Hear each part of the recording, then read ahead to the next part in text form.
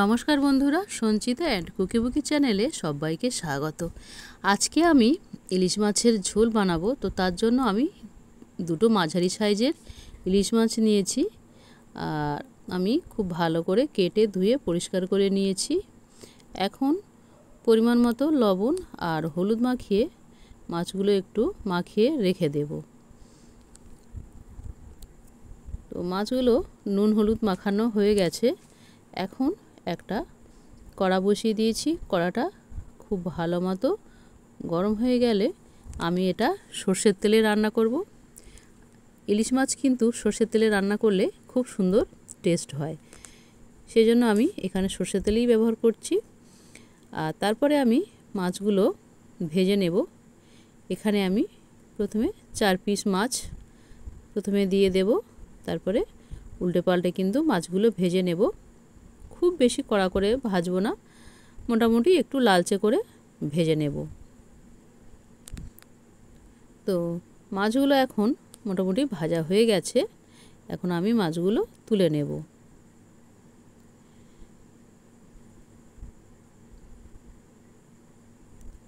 মাছগুলো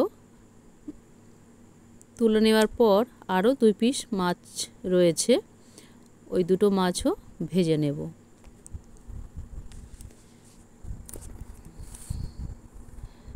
এ দুটো মাছও ভাজা হয়ে গেল। এখন কড়াইয়ের মধ্যে বেশ খানিকটা তেল রয়েছে, ওই তেলেই কিন্তু আমি আলুগুলো ভেজে নেব।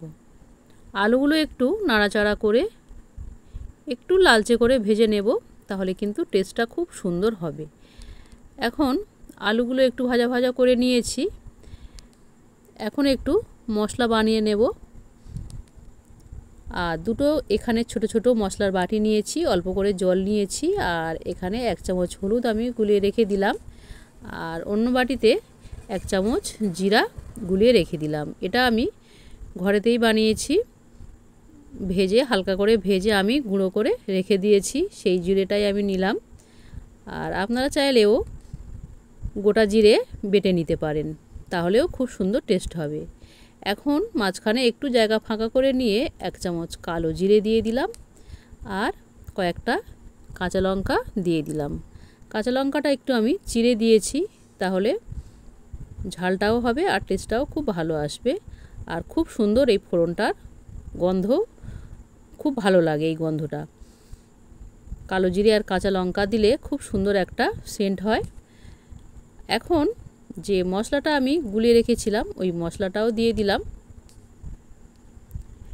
হলুদটাও দিয়ে দেব, দিয়ে একটু ভালো করে নাড়াচাড়া করে নেব। একটু ভালো করে নাড়াচাড়া করে কষিয়ে নিতে হবে, তাহলে মশলাটা খুব সুন্দরভাবে কিন্তু ভাজা ভাজা হয়ে যাবে, আর মশলাটা ভালোভাবে রান্নাও হয়ে যাবে। এখন খুব ভালো মতো কষানো হয়ে গেছে আলু আর মশলাটা দিয়ে। এখানে কিন্তু খুব বেশি মশলার ব্যবহার করার দরকার নেই, এইটুকু মশলাতেই কিন্তু খুব সুন্দর একটা টেস্ট হয়। এমনিতেই ইলিশ মাছ কিন্তু খুবই টেস্টি মাছ। আর এখন আমি 2 বাটি জল দিয়ে দিলাম, দিয়ে একটু ঢাকা দিয়ে রান্না করে নেব। আর স্বাদ মতো লবণটাও দিয়ে দিলাম, দিয়ে ঢাকা দিয়ে মিনিট 5 মতো রান্না করে নেব। মিনিট 5 মতো রান্না করা হয়ে গেছে। এখন দেখে নেব আলুটা সিদ্ধ হয়েছে কিনা। আলুটাও কিন্তু খুব ভালো মতো সিদ্ধ হয়ে গেছে। আর আমি এখানে কাঁচা লঙ্কা ব্যবহার করেছি, আপনারা চাইলে একটু ঝাল লঙ্কার গুঁড়ো বা লাল লঙ্কার গুঁড়ো ব্যবহার করতে পারেন, তাহলে তরকারির কালারটা কিন্তু আরও সুন্দর হবে। আর আমাদের খুব তরকারির কালার খুব লাল লাল হলে খেতে পছন্দ করে না, সেই জন্য আমি এখানে কোনো লঙ্কার গুঁড়ো ব্যবহার করিনি, আমি শুধুই হলুদটাই ব্যবহার করেছি। এখন উপর থেকে ভাজা মাছগুলো দিয়ে আরও 2-3 মিনিট মতো রান্না করে নেব। এখন দেখুন খুব ভালো মতো রান্না করা হয়ে গেছে, খুব সুন্দর ফুটে গেছে। 2-3 মিনিট আমি ঢাকা দিয়ে রান্না করেছি, খুব ভালোভাবে ফুটে গেছে। খুব সুন্দর তরকারিটা কিন্তু খুব সুন্দর একটা সেন্ট বেরিয়েছে। আর এইভাবে কিন্তু ইলিশ মাছ রান্না করলে খুব সুন্দর টেস্ট হয় আর খুব ভালো লাগে। সিম্পল, অথচ খুব কম সময়ের মধ্যে এই রান্নাটা হয়ে যায় আর খুবই টেস্টি হয়। আর এটা যদি ভালো লাগে তাহলে আমার সঙ্গে থাকবেন, আর সাপোর্ট করবেন আর লাইক করবেন। ধন্যবাদ।